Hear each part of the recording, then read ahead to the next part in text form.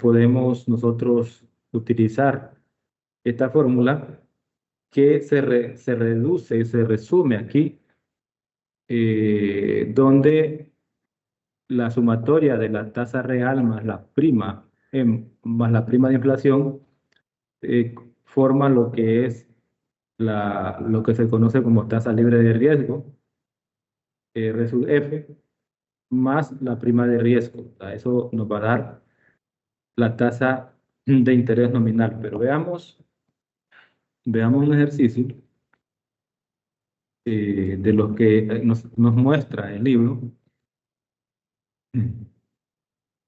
para, para que vayamos nosotros aquí, pues,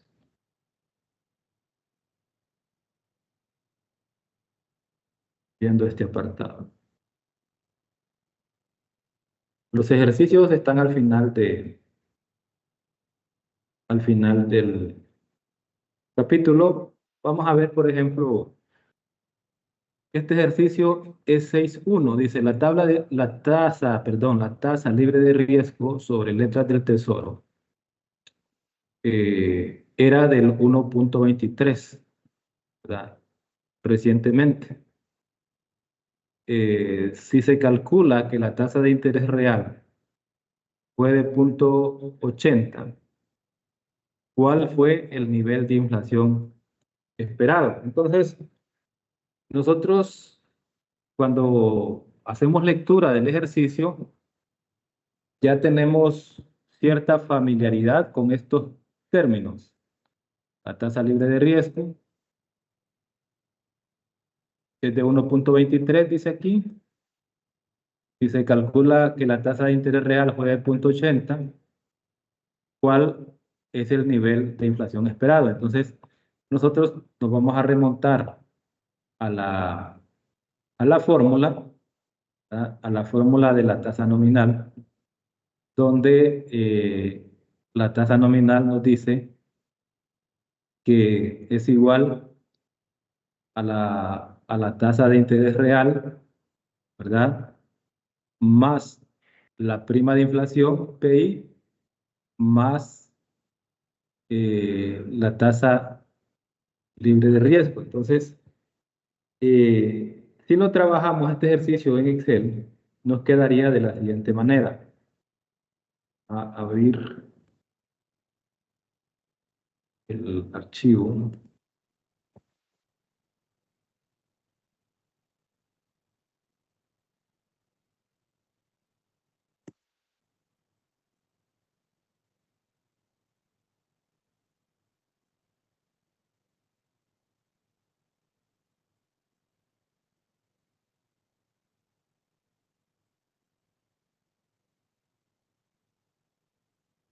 Aquí tenemos el ejercicio que le dimos lectura, ¿verdad?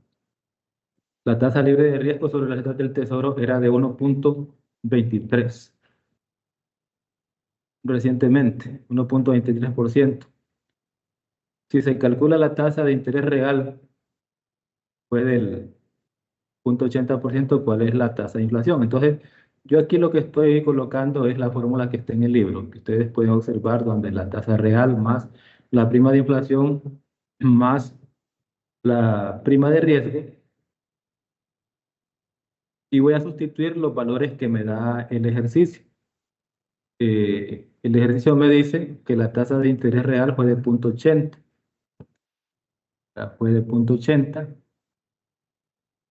0.80 entre 100. Lo podemos hacer así por partes. 0.80 entre 100 me va a dar a 0.008. Entonces, colocamos aquí 0.008 en la tasa de interés real. Y la prima de inflación, pues dice que es, perdón, la tasa libre de riesgo es 1.23. Bueno, lo que inicialmente uno puede hacer es, por ejemplo, dice la tasa libre de riesgo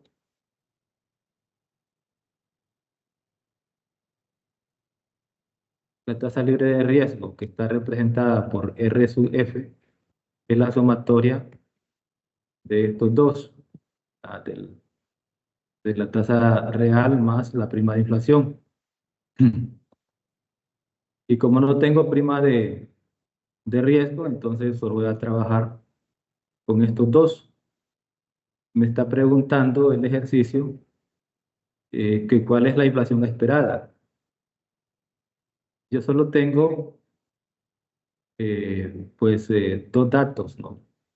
Este 0.08, que es el 0.80%, y la tasa libre de riesgo, que es 0.0123. Entonces, como la tasa libre de riesgo está formada por estos dos, ah, significa que la prima de inflación está en estos dos, está incluida en la tasa libre de riesgo. Vamos a sacarlo por partes. La tasa libre de riesgo, dice aquí, que es igual a R sub F. Y R sub F, aquí lo tengo, es igual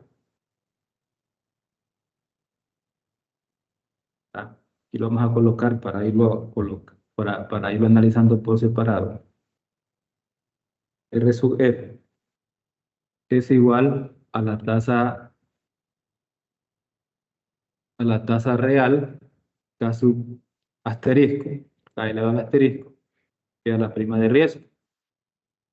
Entonces,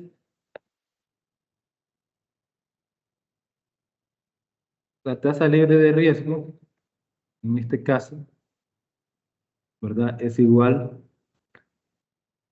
eh,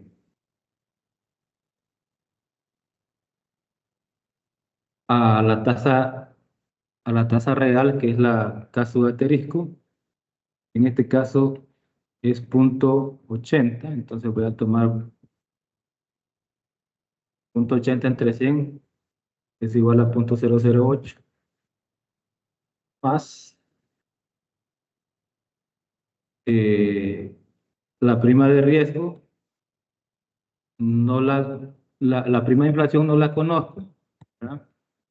Pero sí conozco la prima de la tasa libre de riesgo, que en este caso dice que es del 1.23, ¿verdad? Entonces, 1.23 entre 100, lo vamos a dividir en solo porque es por ciento, sustituye a lo que conocemos como tasa libre de riesgo. Y ahora vamos a bajar los datos. Y como lo que me piden es calcular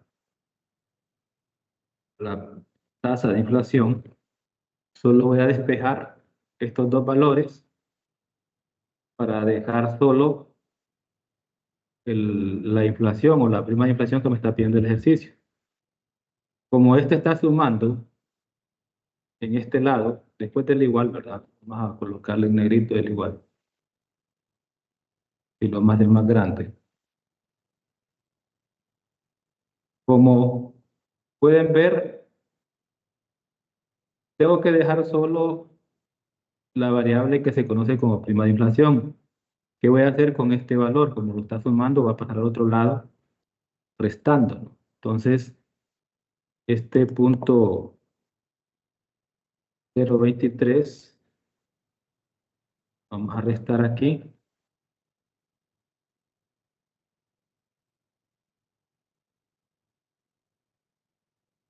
Punto 0.8. Y este igual va a pasar ahora a esta columna. Y ya tengo, al hacer la resta, voy a tener el resultado de la prima de inflación que me pide el ejercicio, que sería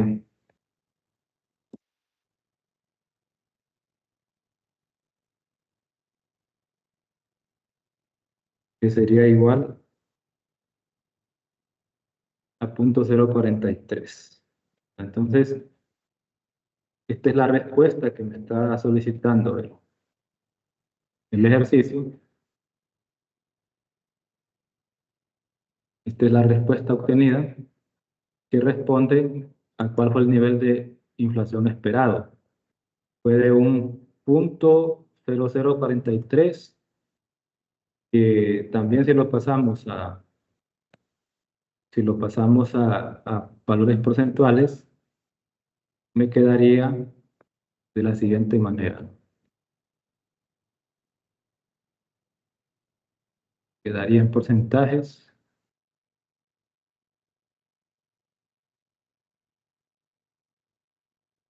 .43%. Entonces, ahí que lo que hice fue un despeje, no fue, digamos,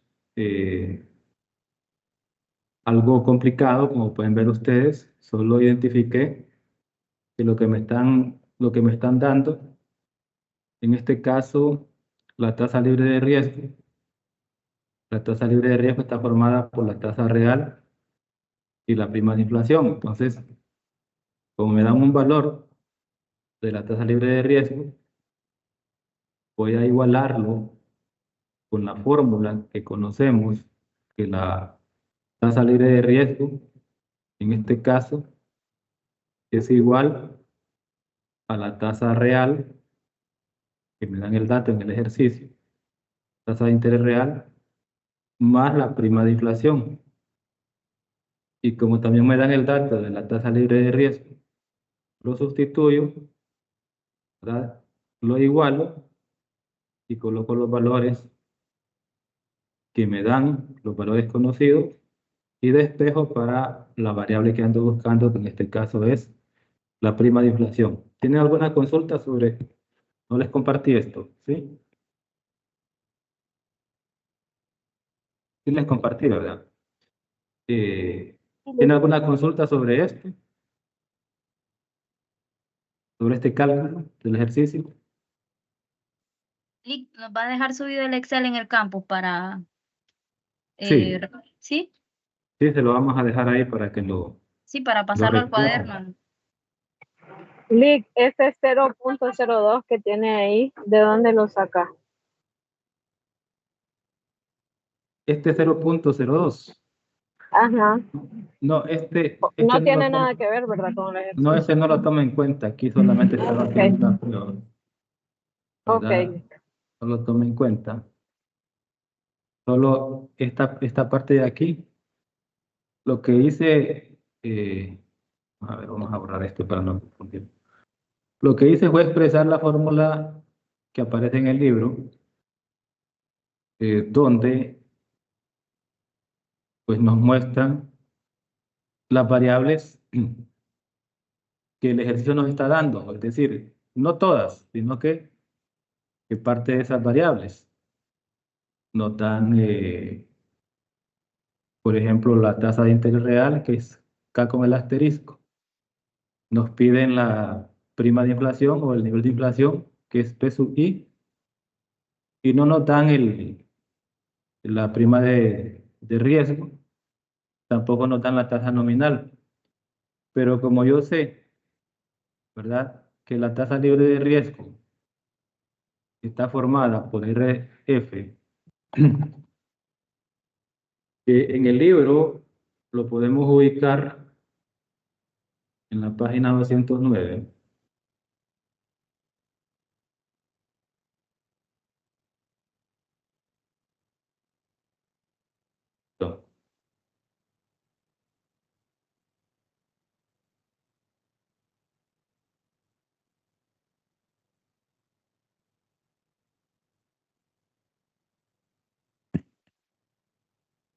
Entonces lo podemos ubicar acá. Mire, aquí está la fórmula que es la misma que tengo en Excel, donde me dice que la tasa de interés real más la prima de inflación es igual a la tasa libre de riesgo R sub F, que es lo que yo hice acá.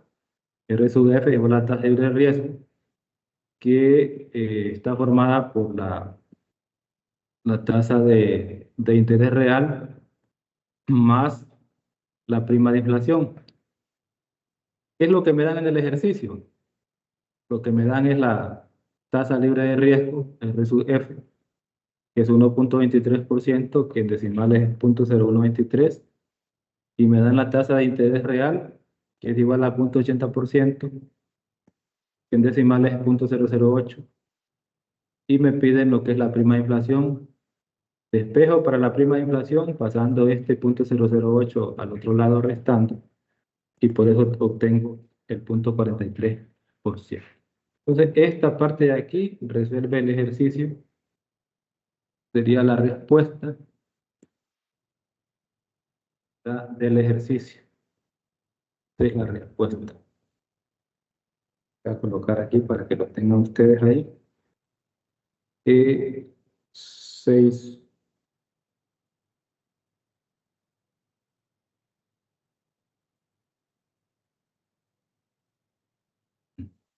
¿Alguien más tiene consultas? Bueno, es importante que esa teoría vayamos poniéndola en práctica, trabajando los ejercicios. Yo les dije a algunos de ustedes, bueno, todos, digamos, que si usted no entendía una definición, se apoyara con la IA, con la inteligencia artificial, solo para comprender el significado de eso que está escrito ahí, que está definido, pero que no lo entiendo. No es que usted iba a copy-paste, ¿verdad? Es decir, a copiar y pegar, sino que usted tenía que, con sus propias palabras, lo que la inteligencia artificial le explicaba, usted tenía que, con sus propias palabras, colocarlo en el foro. Esa herramienta es válida utilizarla, es decir, yo no me opongo a que se utilice con fines educativos, porque yo también hago uso de ella. Yo le pregunto de todo, le hago unas preguntas incluso un poco fuera de lo normal, como por ejemplo, preguntas locas, podría decir así, ¿verdad? Por ejemplo, le pregunto, una vez le pregunté a la inteligencia artificial, en los momentos que tengo así de aburrimiento, que son minutos bien pocos, porque la mayor parte del tiempo paso ocupado, me puse a pensar si las plantas escuchaban, si los árboles o las plantas, uno podía hablarles y ellas escuchaban. Entonces se lo coloqué ahí. Quiero saber que me explique si las plantas también escuchan como los seres humanos, ¿verdad? Entonces ya me dio toda una historia de la biología, de las plantas y todo. Entonces yo le pregunto así cosas que pues me parecen de mucho interés, incluyendo en el área financiera. En el área financiera, por ejemplo, yo le he preguntado por el uso de logaritmos en las finanzas, ¿verdad? Que en qué momento y a partir de cuándo se empezarán a utilizar los logaritmos y para qué sirven, por así decirlo. Entonces ya viene la IA, la inteligencia artificial y me explica, es decir, me dice los logaritmos, empieza a dar toda la introducción, quién los creó, cuál era el fin, dónde se utilizaron por primera vez y en las finanzas se aplican en esto y esto y esto. Entonces, con fines educativos, la inteligencia artificial le ayuda a uno a entender muchas cosas que también uno no solo se debe de quedar con eso, sino que también agarrar los libros y profundizar en esa parte, porque no es que le da todo, ¿verdad? Le ayuda en lo que puede, pero no es todo.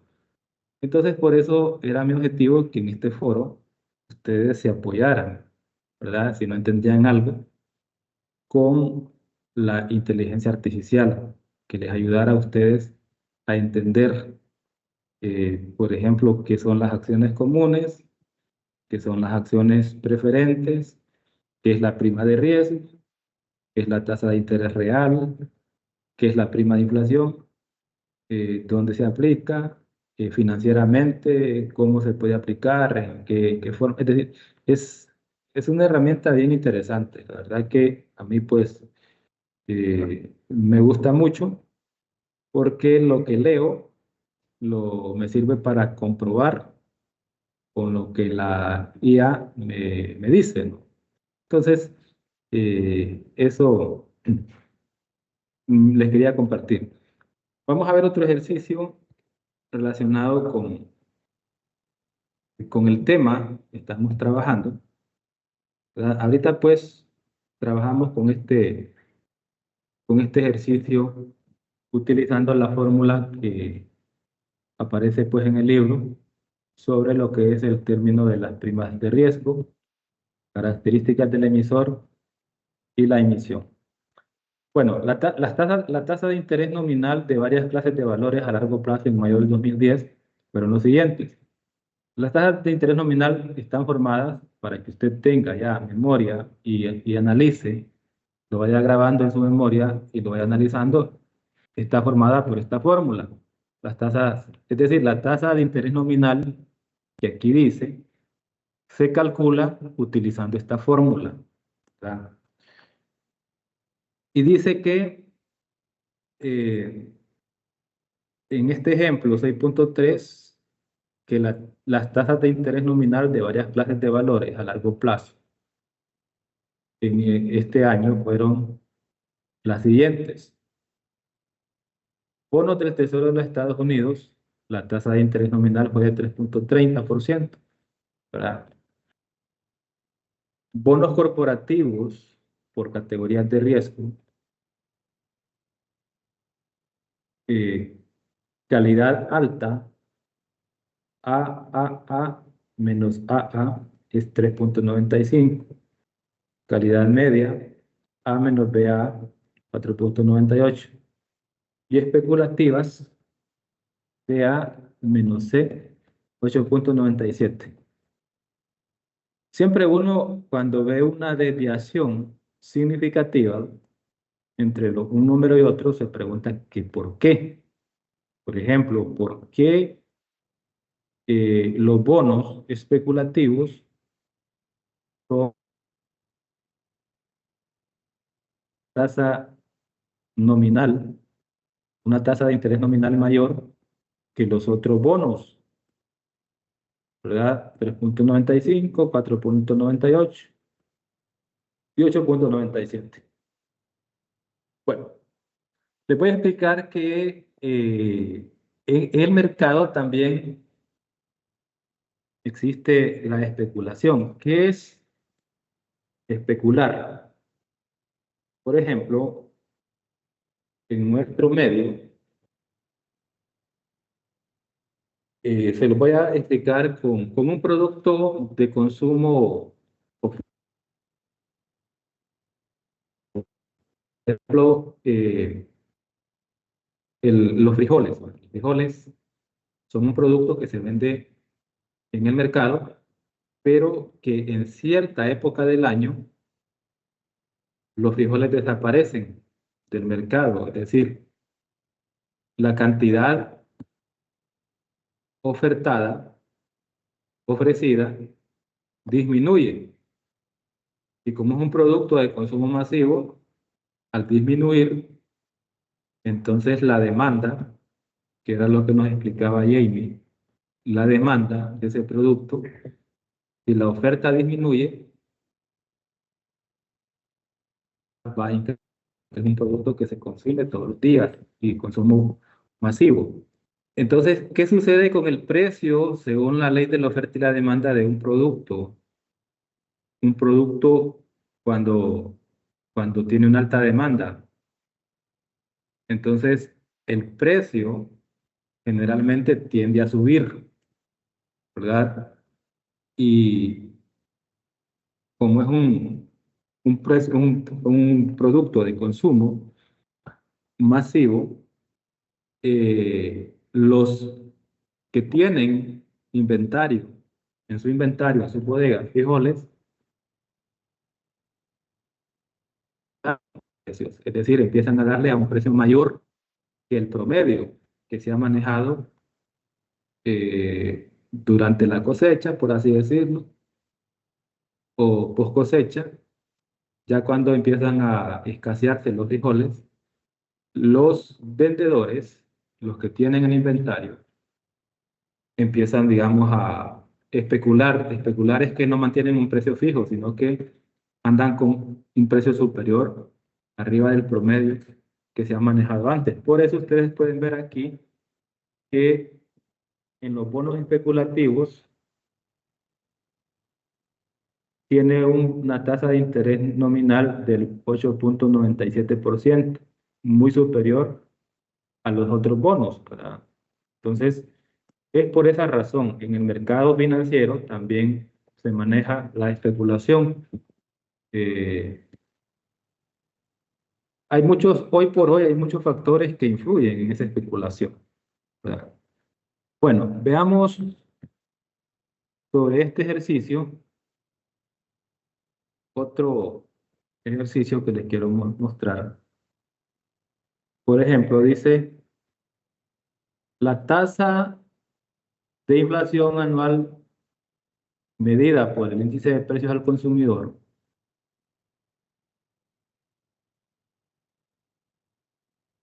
IPC se pronosticó recientemente en 3.3%. ¿Cómo podría una letra del Tesoro haber tenido una tasa de rendimiento real negativa durante el mismo periodo? ¿Cómo podría haber tenido una tasa de rendimiento real de cero? ¿Cuál es la tasa de rendimiento mínima que debió haber ganado el documento del Tesoro para cumplir con su tasa de rendimiento real requerida? Bueno, aquí es más que todo como un juego de palabras, eh, de colocar pues en esta lo que le dan. Estoy tomando la fórmula de la tasa, del cálculo de la tasa de interés nominal. Entonces, ¿qué es lo que me dan acá? Me dice, bueno, se pronosticó recientemente que la tasa de inflación era 0.3, aquí la tengo, 3.3%. ¿Y cómo podría haber tenido una tasa de rendimiento, un rendimiento de cero? ¿Cuál es la tasa de rendimiento mínima que debió haber ganado el documento del Tesoro para cumplir con una tasa de rendimiento real de 2%? Bueno, entonces aquí lo que uno puede ver para responder la primera pregunta, ¿ah?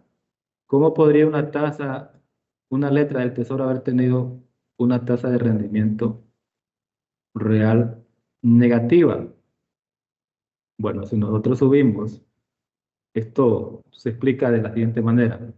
Si nosotros subimos la tasa de inflación, ¿verdad? Entonces, la tasa de rendimiento, al restarla, va a ser negativa porque la inflación va a ser mayor que la tasa de interés real. Entonces, cuando la tasa de interés real es menor que la tasa inflacionaria, aquí vamos a tener una tasa de rendimiento real negativa durante el periodo. Es decir, eh, no pudimos nosotros en la economía manejar una tasa de interés que cubra la tasa de inflación. Cómo se los puedo eh, ejemplificar aquí en nuestro medio país? Por ejemplo, en los bancos ofrecen un producto financiero que se llama fondos de pensión. Se lo ofrecen a usted y me lo ofrecen a mí. Entonces le dicen, el fondo de pensión que le vamos a ofrecer va a ganar una tasa de interés de 1% arriba de la tasa de inflación. Es decir, le dicen a usted que le van a ofrecer ese producto y usted va a estar depositando, según el acuerdo que llegue con el banco, 500 lempiras o 1000 lempiras mensuales, por así decir. Entonces, usted va a depositar esos 1.000 lempiras y no los va a sacar, porque ese es el negocio, de tener ese dinero ahí. Y se compromete a hacerlo durante 5 años, ese es el plazo. Entonces, usted viene y le parece bien la oferta, porque el banco le dice que le va a dar un 1% sobre la tasa de inflación. Si la tasa de inflación que cerró el gobierno anterior en el 2025 fue del casi 5%, una de las más bajas de la historia de nuestro país, es decir, se manejó bien la economía de nuestro país, entonces el banco le puede ofrecer un 6% de tasa de interés. Ahí lo que está cubriendo usted es el efecto inflacionario. Realmente lo que está ganando es un 1%. En este ejercicio, nosotros cuando la inflación sube, pues vamos a tener una tasa real de interés negativa, que responde a la pregunta. ¿Cómo podría haber tenido una tasa de rendimiento real de cero? Cuando la tasa de inflación es igual a la tasa de interés real, ¿verdad? Es decir, se restan las dos y va a quedar cero. ¿Cuál es la tasa de rendimiento mínima que debió haber ganado el documento del Tesoro para cumplir con su tasa de rendimiento real requerida del 2%? Entonces, la tasa de rendimiento aceptable es la sumatoria de estos dos, que es igual a 1.05%, ¿verdad? Para poder tener 0.05%, que es igual a 5%, para poder tener una tasa del 2% de rendimiento real. Así se explica este ejercicio.